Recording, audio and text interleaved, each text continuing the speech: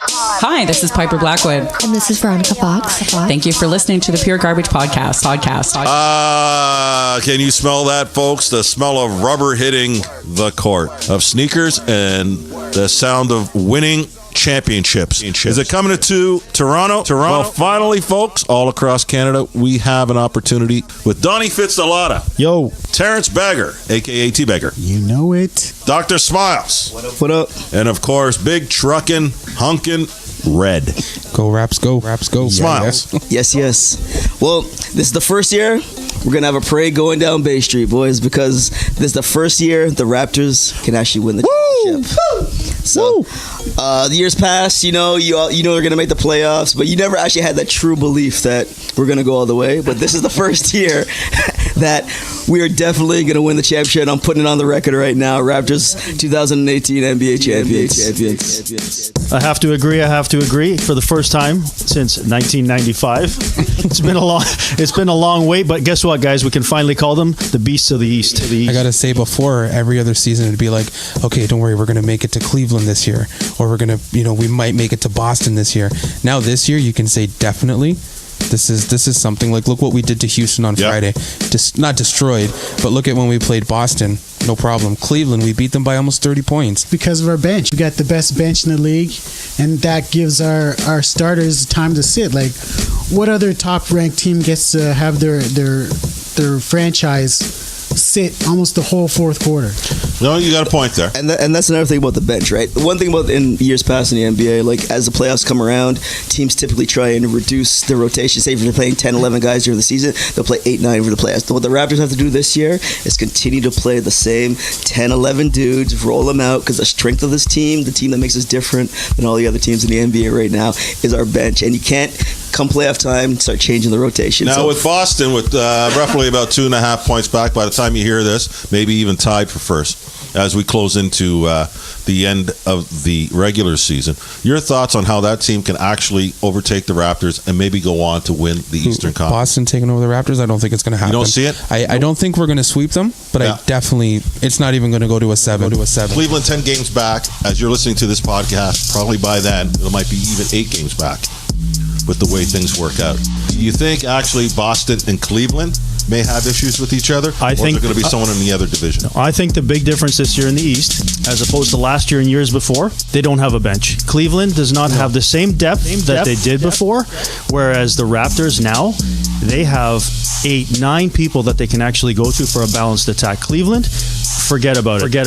Yes, they have LeBron. Yes, he's gonna carry the team. But he has no superstar to back him up. But he has no one else to back him up this year. No bench. He's got a bunch of young guys that the average age is 25 now, that they traded everyone for.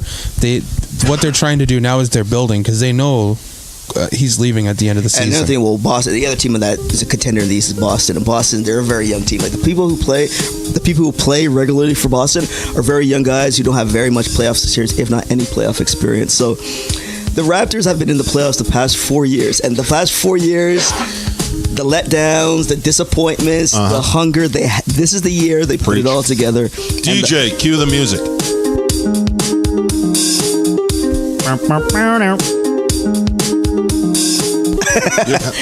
So that's basically what I was saying. Like the Celtics are a young team. Cleveland made those trades. They're not the same team they were in the years past, and the Raptors are that much better than everybody else. So yeah, it's hard to come up with a point to disagree with. Yeah, I think a lot of other people think that we're going to choke again because that's what we used to do. But the difference is with the bench that we have, instead of our star players playing about friggin' high 30s minutes a game, they're playing 25, 28, and they're rested. All year they've been doing this. By the time we get to playoffs, it's tough because they've been carrying the team. Now it's not the same. They're all rested. They're ready to go. And that's why you can even tell how that plays off is look at, for example, the last quarter of the game on Friday. Yeah. Name the two teams that were playing. Houston Rockets and Toronto Raptors. You have DeRozan, Lowry, all of them are rested in the fourth quarter, and they're killing it because, I know we've stressed it enough here. That bench, what's the average on there? 6 to 10 points per player? You know what I mean? Average. I think the overall average. before that whole bench is like 42 to 46 points. And that's huge. That's huge. Massive. Sometimes That's 60, huge. agreed. Now, moving from there, the hottest player on the Raptor right now, let's start with the bench. The hottest bench player coming off the bench onto the court. I got to go with CJ. He's been killing it, man. CJ Miles? I'm going with Freddie Van Fleet. That's my boy. Yeah, like this dude, undrafted. It's true. And he's going into free agency this year, so he's actually going to get paid this year. So hopefully the Raptors are smart enough to pay him. It's hard to pick. It's hard to pick one guy. Like you got Siakam. He's not as consistent as the rest of the bench. Yeah. But man, he comes through when it's time to. Yeah, time no, to go. I was gonna agree and say CJ Miles as well. The guy's averaging over 10 points off the bench. The guy's a beast. Jakob Hurtle, man, what is he? Third year? The guy, look how much he's improved off the bench, and he's only in his second and third year. Even when you look at something like DeRozan's always been like the guy. Before it was like Kyle Lowry and DeRozan. This year, man, like Kyle right now is making more than DeRozan a year.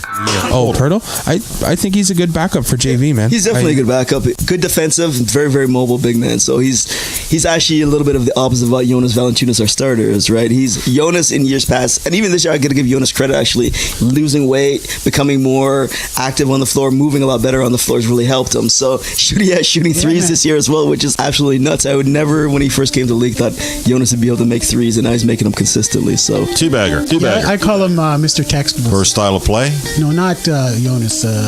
Hurtle, yeah.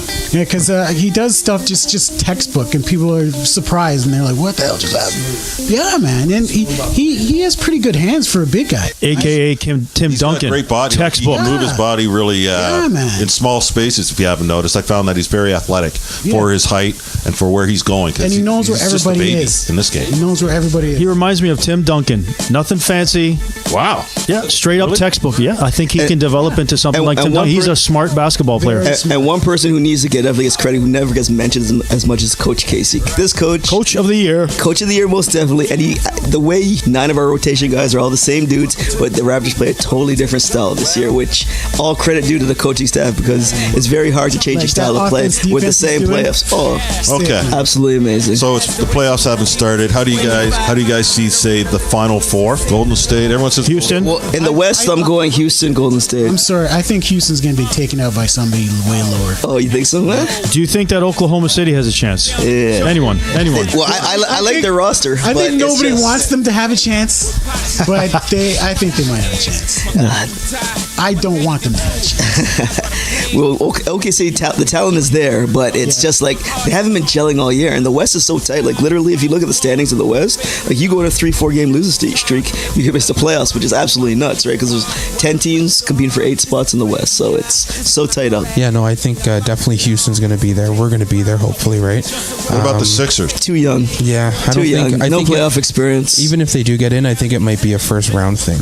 Like even like when that's before 2 seasons ago when we first, really started getting into the playoffs. Same thing. We were too young.